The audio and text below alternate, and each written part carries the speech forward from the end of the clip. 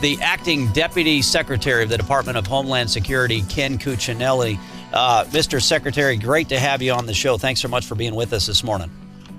My pleasure. Good to join you. I know we've got you for just a brief few minutes here first this morning, but I'd be remiss if I didn't start by talking about the coronavirus and, of course, the president's address last night.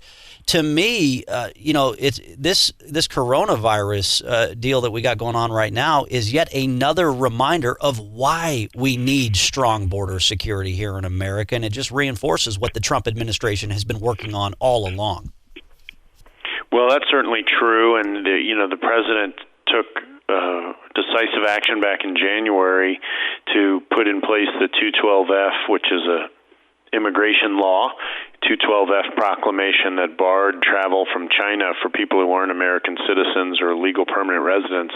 The traffic from China dropped substantially. Our threat from the disease dropped substantially. Doesn't eliminate it, as we've seen. I mean, we have cases in this country, but it slowed the pickup of those cases dramatically. And last night, because of the increase in cases in Europe and their lack of control of the virus there, he did the same thing again with respect to Europe, and that'll go into effect tomorrow night, and America's going to be safer for it. Well, and it certainly makes you wonder where would we be as a country right now had President Trump not taken that decisive action back at the end of January. When it comes to border security, I just, especially in light of this coronavirus outbreak across the globe here, to me, we've got folks in this country who think that anybody should be able to come here from anywhere, bringing who knows what, bringing anything with them. And so how can they, on one hand, how can some of the folks on the radical left who want to undermine border security, how can they now try to attempt to say that they care about things like the coronavirus or anything else for that matter? Well, certainly, we talk every month about the number of apprehensions we have on the southwest border.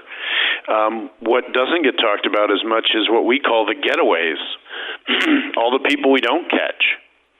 And regardless of what condition they're in or what they're carrying, maybe drugs, for instance, those people come into the country, and we suffer the effects of that. And that is not changing as we take the steps led by the president to get greater operational control of the border. We reduce that danger. However, we still have a lot more to do. As much aggressiveness as the president has applied to this, there's a long way to go yet. Well, I know some of the conversations we're hearing back here in Montana is, okay, coronavirus, there's some folks who think maybe the media is creating a panic and trying to get folks to have an overboard reaction here. But either way, let's put that aside for a moment. Look, we've had actual deaths. We've had families torn apart here in Montana because of the meth epidemic, meth that is coming across our southern border. And so, our governor just announced a late-to-the-game coronavirus task force, as I call it, a few days ago because he's running for the Senate now. But it's like, well, where have you been on the meth epidemic and the meth that's pouring across our southern border? That's actually killing people here in Montana. Yeah, about 70,000 a year, frankly, and the equivalent of a full-blown airliner dropping out of the sky every week. If that's what was happening, you can bet you'd see people doing something about it. This president has taken action in this direction, but it is part and parcel of the border problem and of the challenges we face with the Mexican drug cartels. That's something that we still need to ramp up our aggressiveness on, and as we continue to implement the president's policies to keep control of that southern border. And of course, we had a big win with the Supreme Court yesterday to keep our most important immigration program, the Remain in Mexico program, in place during this litigation, which we're very confident will win, since we really just set up a program that Congress wrote into a statute.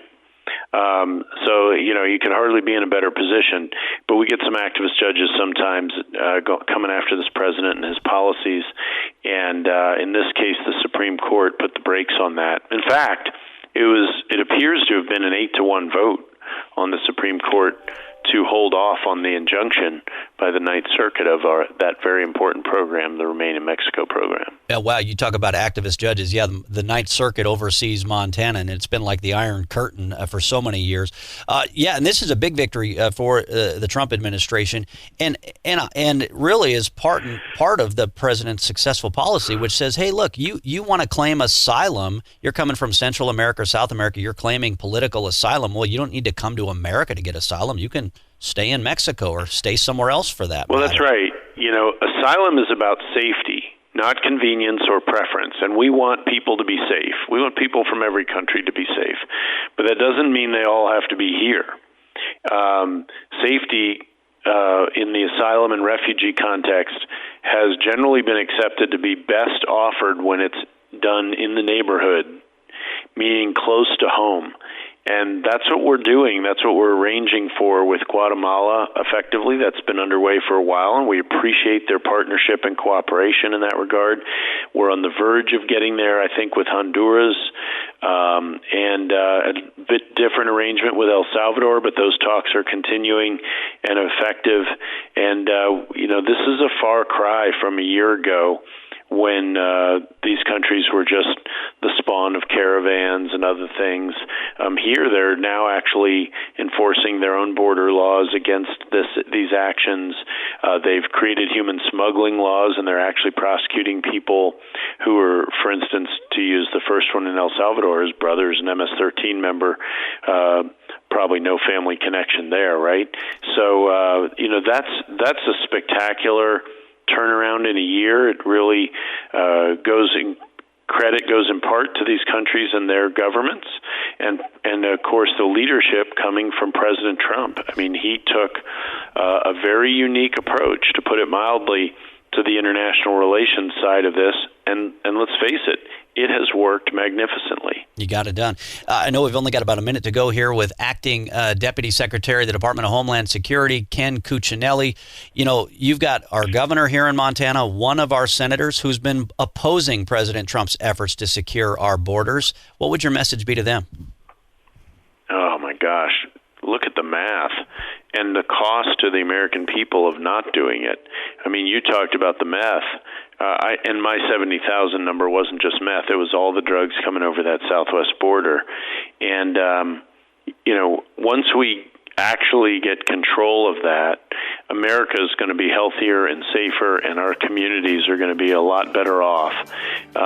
As Mark Morgan of the Customs Border Protection likes to say, every town is a border town now, and it's because of that meth, it's because of those opioids, it's because of that trash coming in across the southern border that's poisoning communities. Very well said. And no community is immune. Very well said. We're going to keep working it. Deputy Secretary Ken Cuccinelli, great to have you. Thanks so much for joining us on Montana Talks. Good to be with you. Have a great day.